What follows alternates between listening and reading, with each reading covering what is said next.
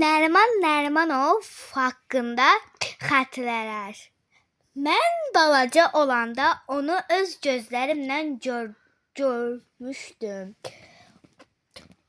Orta boylu, səmimi, mehriban bir insan idi.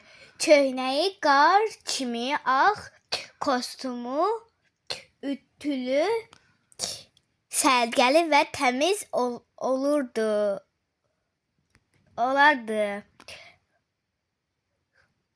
Xalq ona doktor Nəriman deyərdi.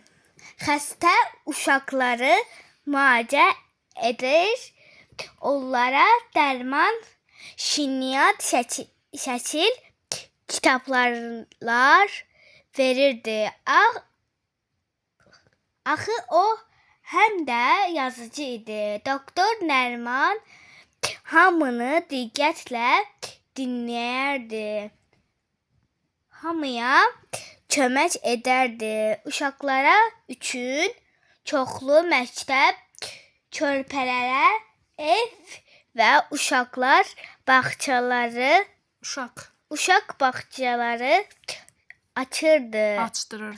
açdırırdı. Doktor Nəriman tez-tez məktəbə gələrdi. Bizə şeir və nəğmə oxudar. Dərslərimizi yoxlayardı. Hər dəfə keçmişdən, gələcəkdən maraqlı söhbətlər edərdi. Doktor Nəriman bizim üçün ən əziz insanlardan biri idi. Aferin benim kızıma.